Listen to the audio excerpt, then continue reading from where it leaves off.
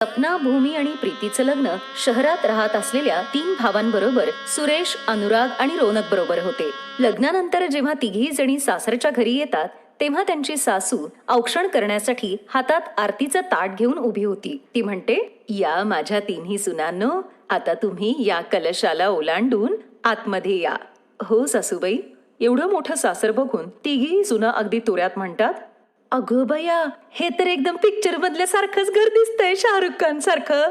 होय ना सपना, असं घर जर आपल्या गावात असलं असतं तर काय काय बोलली असती लोक आपल्याला. माझं तर माझ्या डोळ्यांवर विश्वासच बसन असं झालंय की एवढ्या मोठ्या घरात आपलं लग्न झालंय म्हणून. त्यांचं बोलणं ऐकून त्यांची नणंद श्रुती त्यांना म्हणते, ओ गॉड, यांना येऊन अजून 1 मिनिटही नाही झाला आणि लगेच यांनी यांचा गावठी सूर सुरू केलाय. जरा नीट बोला वंसबाई आमच्याशी. आमच्या तिघी बहिणींबद्दल तुम्ही काय बी बोलायची गरज नाही बघा. आम्ही तिघी बहिणी आमच्या गावात जुगाडूपणासाठी एकदम फेमस आहे, फेमस.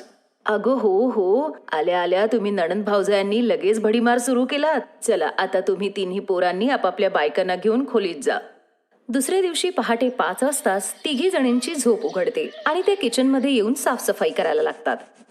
तेव्हाच त्यांची नणंद श्रुती किचनमध्ये येते आणि ती पाहते की या तिघी जणी राखेने भांडी घासत होत्या.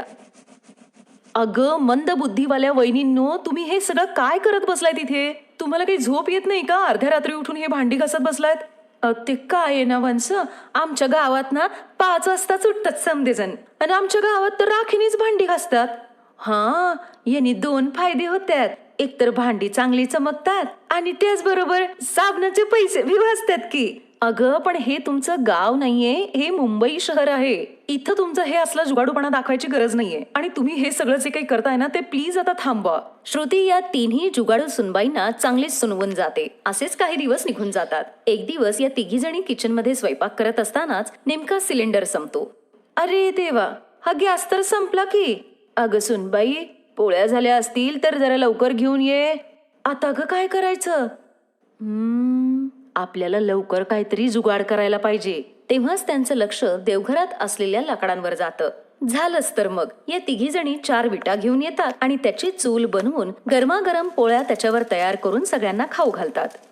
आज हा एवढा धूर आणि वास कसला येतोय धुराचा? हो ना रे दादा. सगळ्यांची नजर किचन मधून येणाऱ्या धुराकडे जाते. त्यामुळे सगळे पळत पळत किचन मध्ये जातात. अगं माझ्या भोळ्या सुनबाईंनो, किचन मध्ये जर सिलेंडर आहे तर ही चूल पेटवायची काय गरज होती तुम्हाला? सासूबाई, तुमचा सिलेंडर तर कवाच बाय बाय म्हणून गेला, त्यामुळे आम्हीच जुगाड करून ही चूल पेटवली. अगं ते सगळं ठीक आहे जुगाडूबाई, पण ही लाकडं तू आणलीस कुठून? सासूबाई, ती तर आम्ही देवघरात ठेवलेली लाकडं वापरली आहेत. आपल्या सुनबाईंचा जुगाडूपणा बघून जानकी त्यांना म्हणते, अगं बुद्धू पोरींनो, मी ती चंदनाची लाकडं आणून ठेवली होती होम हवन करण्यासाठी आणि तुम्ही पोळ्या करायला ती चंदनाची लाकडं वापरलीत. अगं बाई, जे व्हायचं ते झालं सासूबाई, आम्हाला माफ करा बरं तुम्ही आता. एवढं बोलून तिघी जणी माफी मागून ते प्रकरण शांत करतात. असेच काही दिवस निघून जातात. असंच एक दिवस सगळेजण नाश्ता करायला बसले होते तेव्हा ज्यूसचा ग्लास रोनकच्या फोनवरती सांडतो आणि त्याचा फोन खराब होतो. ओ नो, आजच मला मीटिंगसाठी बाहेर जायचं होतं आणि नेमका आजच हा फोन खराब झालाय. आता हा रिपेअर करायला पण 2-3 दिवस लागणार. तुमचा फोन माझ्याकडे द्या, मी आता बिना पैशाचा तुम्हाला तुमचा फोन ठीक ठाक करून देते बघा. अगं माझी जुगाडू वहिनी, या फोनला तुझ्या जुगाडूपणाची नाही तर दुकानदाराची गरज आहे. तुम्ही काहीतरी जुगाडूपणा करून हा फोन डेड बॉडी सारखा करू नका. मग सपना त्या फोनला पुसून थोडा वेळ उन्हामध्ये ठेवून त्यानंतर तांदळाच्या डब्यात ठेवते आणि बरोबर 1 तासानंतर ती फोन रोनकला आणून देते. मग अगदी तोऱ्यात येऊन आपल्या नंडेला ती म्हणते, काय झालं ओ वंसबाई, डोकं गरगरलं का माझा जुगाडूपणा बघून? अरे वा सपना, तू तर अगदी 1 तासात माझा फोन एकदम ठीक ठाक करून दिलास की. बघितली ना माझी कमाल. फोन बी लवकर सुरू झाला आणि पैसे बी वाचले. खूपच छान काम केलं की ग जुगाडू सुनबाई. खरंच आज पैशांची बचत करून तू अगदी सर्व गुणसंपन्न असलेल्या सुनबाईचं काम निभावलंयस. हो ना, खरंच तू एकदम कमालच करून टाकलीस सपना. रोनक आणि सासूबाईंकडून कौतुकाची थाप मिळाल्यामुळं सपना खूप आनंदित होते. एक दिवस जेव्हा प्रीती व्हॅक्यूम क्लीनरनी घर साफ करत होती तेव्हा ते व्हॅक्यूम क्लीनर अचानक बंद पडतं. अरे देवा, हा लाईटीवर चालणारा झाडू तर बंद पडला की आता काय करू बरं मी? लवकर काहीतरी जुगाड कर बाई प्रीती. म्हणजे आपलं काम बी होईल आणि पैसे बी वाचतील. प्रीती हा विचार करतच होती तेवढ्यात तिचं लक्ष सोसायटीच्या बाहेर असलेल्या नारळाच्या झाडाकडे जातं. अरे वा, काय जुगाडू उपाय सुचलाय माझ्या डोक्यात. सपना सोसायटीच्या गार्डनमध्ये जाते आणि त्या नारळाच्या झाडाची पानं तोडू लागते. तेव्हाच तिथे गार्ड येऊन तिला ओरडतो आणि म्हणतो, अरे ओ मॅडम, कशाला चढलाय तुम्ही वरती? ए गुराखी, तुझ्या कामाला जा. जास्त बडबड केली ना तर दिन एक उलट्या हाताची बघ. आणि हे गार्डन काय तुझ्या बापाचं आहे काय रे? त्या गार्डला प्रीती ओरडते आणि झाडाची पानं तोडून आपल्या घरी घेऊन येते. मग त्या पानांपासून ती झाडू तयार करते आणि घर झाडून घेते. तेव्हा जानकीबाई रागाने लालबुंद होऊन तिथे येऊन तिला म्हणतात, काय ग सुनबाई प्रीती, मी हे काय ऐकतेय? तू आपल्या सोसायटीच्या गार्ड बरोबर वाद घातलास म्हणे, आणि हे तुझ्या हातात काय आहे? सासूबाई, हा झाडू आहे जो मी नारळाच्या पानापासून बनवलाय. अरे वा प्रीती, तू तर कमालच केलीस की, मानलं तुला. अगं गप्पा बसा तुम्ही तिघी जणी. एवढी कंजूसी करून काय फायदा आहे ग? तुमचा हा असला जुगाडूपणा आहे ना, एक दिवस सोसायटीवाल्यांसमोर आमचं नाक कापून ठेवेल.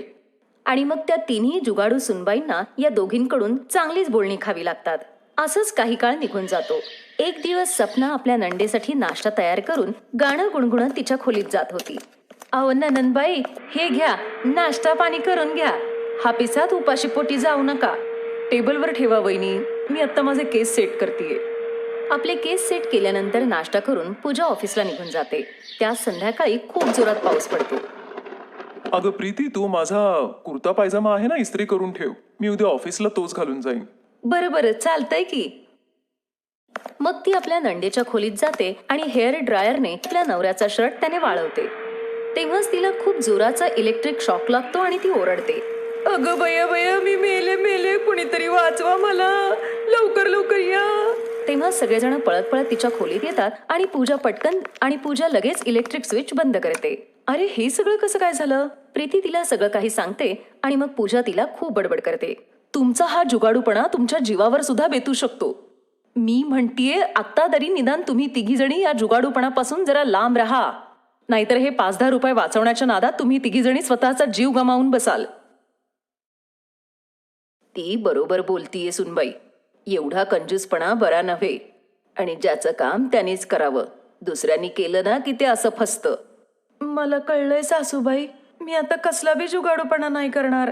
नणंद आणि सासूच्या बोलण्याने त्या तिघींनाही चांगली समज येते आणि मग त्या तिघीजणी आपला जुगाडूपणा सोडून सासू आणि नंडेकडून शहरातल्या सवयी शिकून घेतात आणि मग त्या तिघीजणी अगदी आनंदात राहतात.